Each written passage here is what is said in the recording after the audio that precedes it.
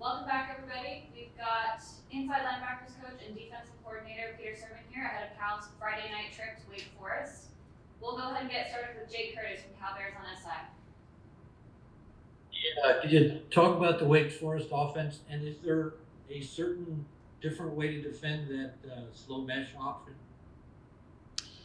Yeah, there's you see a lot of different people, throw some different pitches at it, I guess so to say. It really does force you to play a really really long down. The combos hang on your down guys. The guys on the edge aren't exactly sure what to do. When it looks like run, you're getting some of those base blocks. So it's definitely a little bit of a change up pitch, not something we normally play against. But we've watched a ton of film on it. I think we've given all our guys several different looks at the pitches that I think we can handle that type of play. But they're gonna have to feel it out. They're gonna have to feel it out a little bit. The tempo, how deep that mesh and that ride goes into the line of scrimmage, and it'll be good to get a couple of them in there and for the guys to get a sense of it. But overall, they're. I think they're a very balanced offense. Number one, the running back, I think, is a very, very talented player. The things he can do, the types of talent that he has, he's pretty quick. He can spin off tackles. I think there's some acceleration in there. So he's definitely a guy that we're concerned about. Matt Moreno, Rivals. Yeah, obviously you guys were without Cade in that last game, and Hunter and Liam were able to come in. What did you think of how they played, and how would you assess how they did? I thought they did excellent. We rotated them basically every other series. The way they played is what the expectation is. Those guys are both experienced players. Hunter's been here for several years. He's one of our finest special teams player, and he's done a good job in practice in preparing himself for those situations. And Liam is exactly the reason why he is here. He has an extensive background, played a ton of football, Princeton. So the amount of plays and coming into that situation, I don't think is anything foreign to him. So I thought those guys did a great job. When they had their opportunities, come in and really did a nice job and made several plays. Were very active, making some tackles. So it was good to see. Jeff Rado, Cal Bears on this side.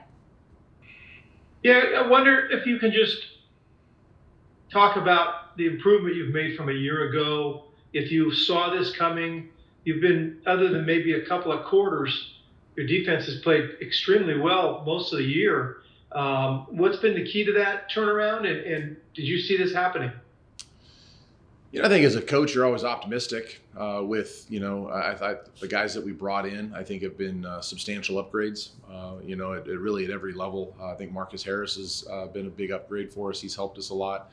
Aiden Kiana Ina, TJ Bowlers coming in has given us significant reps inside. Teddy Buchanan, Liam Johnson, those guys, and Ryan McCulloch, a year more mature, and Sheck Fall. So, you see a lot of guys that, that have definitely helped the overall talent level of the defense. But, again, it goes back to, the guys are executing. I think we've played the run pretty well. I think we're just under 100 yards per game in rushing yards against us. I think collectively, I think the guys are doing a good job. I think the coaches did a nice job of identifying people that could come in and be good fits for what we're doing.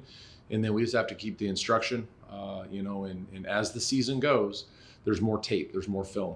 So the more they study you, you kind of run out of, you get so many plays against us that eventually, you might end up giving some tells on the tape. So we got to be aware of what we continue to call and how we're presenting it. So in the summer, you've got sort of mapped out and you've got it on paper what you think you can look like.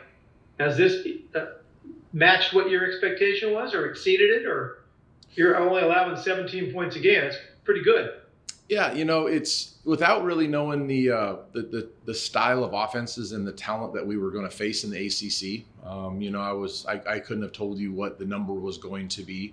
I couldn't have told you what the overall health of the team was going to be going through the season. But I thought that we were going to make a significant jump. Really with the couple of guys, the two corners I thought could stay close was Noel and Marcus, which was going to allow us to play some different coverages that I think in the past, we had played, but maybe weren't quite as effective. So it's a lot, I guess, Jeff, into seeing what's going on. There's areas that I would definitely like to improve.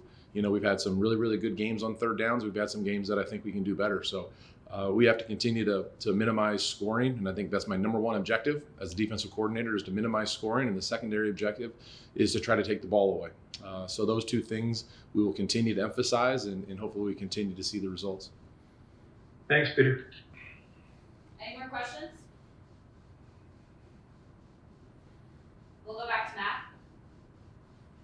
Obviously when you go into the offseason and you're putting together a team and you're looking at, especially players in the portal and trying to put things together, there's a bit of an unknown until you get, into the season. As you look at kind of the group you put together and what you've seen from them so far, do you look at this as a success in terms of the portal and what you guys were able to trying to accomplish, I guess, this year? Yeah, I mean, I think we'll always always let the story play itself out before we reflect on success or failures. But, I think what we did do a good job of is we brought guys in that have fit our culture, that have fit with the demands of what Cal Berkeley is, that fits the demands that are in line with what Justin's vision is for this team. So I think that's the most important part. I'd say the most, three most important things when you bring guys in is fit. Obviously you always have to have enough talent to be able to do the job. Guys go out there, they can't be just the most incredible people, but they can't tackle and they can't cover. So we're not oblivious to having the necessary traits. But I think at the collegiate level, and I think at what we're trying to do defensively, I think the cohesiveness, the ability to persevere, I think a lot of those things are very important on how the journey prior to us and what these players are looking for once they get to Cal. And I think, their background, how they got here, why they're here are all big pieces of their story on if they're going to be good fits. Especially defensively, it feels like you guys have hit on a lot of those guys. How much of a challenge has it been to do that now that you've had, a few years to kind of see this thing play out? It's extremely hard. It really is. It's, we were talking defensively the other day, and the unknown of who's going to be available, I think is right now probably one of the greatest areas of challenge for us. It's not an NFL model where you understand what free agents are up and whose contracts are expiring, who's going to be available in the market, and you can you can vet those guys and you can project on what's going to happen, especially late in the season if they're not being re-signed by their current program. But the collegiate model, boy, it is the unknown of your own roster, because we obviously don't have, contractual obligations. So that's a significant unknown. Who's going to be available? And then, the extremely abbreviated time to vet these guys.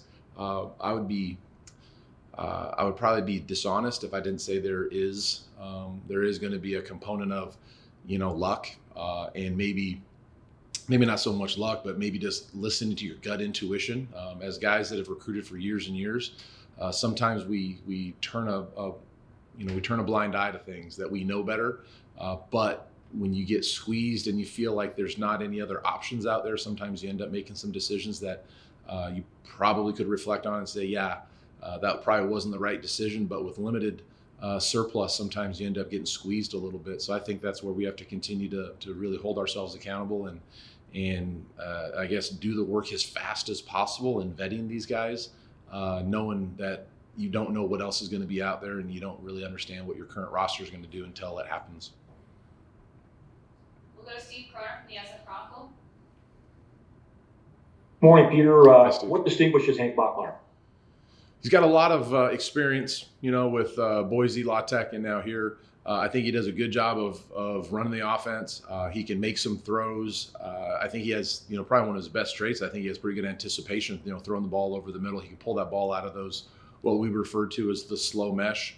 And I think he's got a lot of moxie. I think he's got confidence in himself. I think he's a tough kid. He's taking some hits, but I think he just keeps on plugging away. And I think some of that resiliency of having some challenges and bouncing around other programs, I think has served him well. And I think he's doing a good job for their offense. Thank you, sir.